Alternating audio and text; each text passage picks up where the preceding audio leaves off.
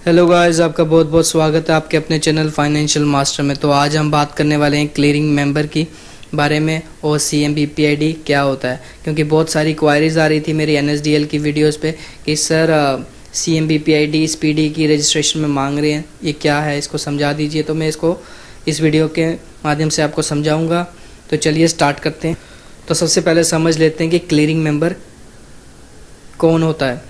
तो clearing member basically stock exchange का एक आप बोल सकते हैं कि इंटरमीडिएट का रोल प्ले करता है इन बिटवीन डिपॉजिटरी सिस्टम में ये इंटरमीडिएट का रोल प्ले करता है क्लियरिंग हाउस और ब्रोकर के बीच में।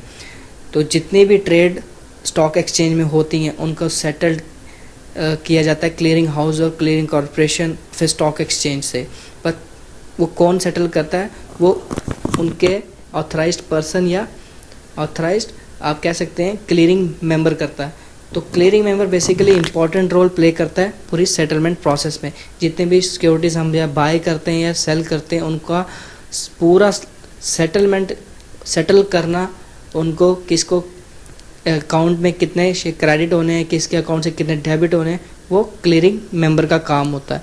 तो क्लियरिंग अकाउंट जो होता है वो क्लियरिंग मेंबर के पास जो अकाउंट होता है क्लियरिंग मेंबर वो सिक्योरिटी रिसीव करता है, पर वो उसको होल्ड नहीं करके रख सकता है। वो सिक्योरिटी रिसीव करने के लिए होता है और डिलीवर करने के लिए होता है। वो उसको लॉन्ग टर्म के लिए होल्ड नहीं कर सकता। अगर लॉन्ग टर्म के लिए होल्ड करता है तो जो बायर है या सेलर है वो रिक्वेस्ट रेज कर सकता है। तो क्लियरिंग अकाउंट जो होता है वो उसका बस यही पर्पज़ होता है कि वो उसको खाली सिक्योरिटी लेने या देने के लिए यूज़ किया जाता है। तो समझ लेते हैं पहले कि ये प्रोसेस वर्क कैसे करता है, उसके बाद मैं बताऊंगा कि CMBPID क्या होती है। तो ये पूरा प्रोसेस है, इसको मैं आपको समझा देता हूँ। तो जब कभी हम बायर हैं या सेलर हैं, हम कभी स्टॉक एक्सचेंज में डायरेक्टली ऑर्डर प्लेस नहीं कर सकते। हमारा अकाउंट ब्रोकर के साथ होता है तो हम किसी ब्रोकर के थ्रू जाते हैं। तो फॉर एग्ज़ाम्पल बायर ने X ऑर्डर प्लेस किया, सेलर ने X ऑर्डर सेल किया। ब्रोकर ये ऑर्डर स्टॉक एक्सचेंज में भेजता है, सेम सेलर वाला ब्रोकर स्टॉक एक्सचेंज में ऑर्डर भेजता है। तो यहाँ पे मैचिंग होती है ऑर्डर की। समझ रहे हैं मेरी बात को, ध्यान से समझिए। यहाँ पे स्टॉक एक्सचेंज में ऑर्डर की मैचिंग होती है। ऑर्डर मैच होने के बाद क्लियरिंग हाउस उसको डाउनलोड कर देता है इलेक्ट्रॉनिक फॉर्मेट में कि किसके अकाउंट में कितने शेयर क्रेडिट होने हैं और किसके अकाउंट से कितने शेयर डेबिट होने हैं। अब ये काम क्लियरिंग हाउस में कौन करेगा? ये काम करते हैं इनके ऑथराइज्ड पर्सन, जिसे क्लियरिंग मेंबर कहते हैं। और क्लियरिंग मेंबर का अकाउंट डिपॉजिटरी में स्पेशल अकाउंट होता है और डिपॉजिटरी उनको CMBPID देती है, जिसे clearing member beneficiary identification number बोलते हैं। तो क्लियरिंग मेंबर सेटल करेगा ट्रेड कि किसको कितने देने हैं और किससे कितने पैसे लेने हैं। ये सारा काम क्लियरिंग मेंबर का होता है। पूरे डिपॉजिटरी सिस्टम में इसका काम होता है ट्रेड सेटल करने का। तो सेटल करने का काम जो होता है वो क्लियरिंग मेंबर का होता है। तो क्लियरिंग मेंबर आगे इन्फॉर्म कर देगा ब्रोकर को। और क्लियरिंग मेंबर के पास अकाउंट होता है जिसे पूल अकाउंट बोलते हैं। अब पूल अकाउंट क्या होता है वो मैं आपको बता देता हूँ। ये होपफुली आपको समझ आ गया होगा ये प्रोसेस। तो चलिए आगे का मैं प्रोसेस आपको बता देता हूँ।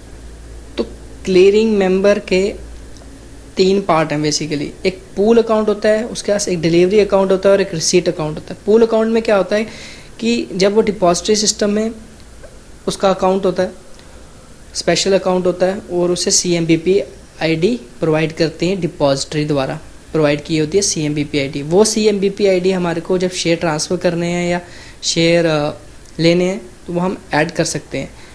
तो हम क्या करते हैं कि उसके पूल अकाउंट में शेयर जाते हैं सबसे पहले और वो हमारे काउंटर BOID में ऐड कर देता है। तो जितने भी शेयर हैं वो पूल अकाउंट में शेयर रिसीव करते हैं क्लाइंट के, उधर रखे जाते हैं और उसके बाद वो ट्रांसफ़र कर देता है बाइंग क्लाइंट में ट्रांसफ़र कर दिए जाते हैं। तो वो उसके लिए पूल अकाउंट होता है।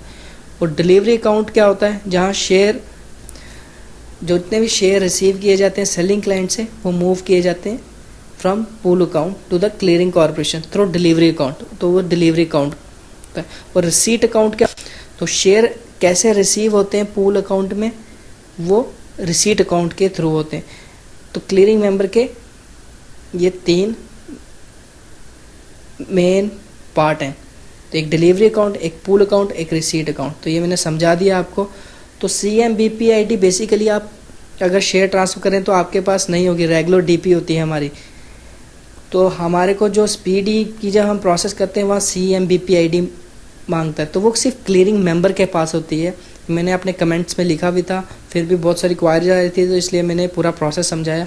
तो वो CMBPID आप कैसे मिलेगी, तो आप अपने डिपॉजिटरी जो पार्टिसिपेंट, जो भी आपका ब्रोकर है, डिपॉजिटरी पार्टिसिपेंट कौन हो गया, जो भी ब्रोकर है, कस्टडियन है, जहाँ से भी आप ट्रेडिंग करते हैं जिस प्लेटफॉर्म से, उनको कॉल करके पूछ सकते हैं कि सर हमारे को शेयर ट्रांसफ़र करने हैं, आप प्लीज़ हमारे को CMBPID प्रोवाइड कर दीजिए। तो वो आपको CMBPID प्रोवाइड कर देंगे, तो उसके थ्रू आप शेयर ट्रांसफ़र करते हो। कैसी लगी वीडियो, अच्छी लगी तो लाइक करना, शेयर कमेंट करना और सब्सक्राइब करना ना भूलना। Till then good bye.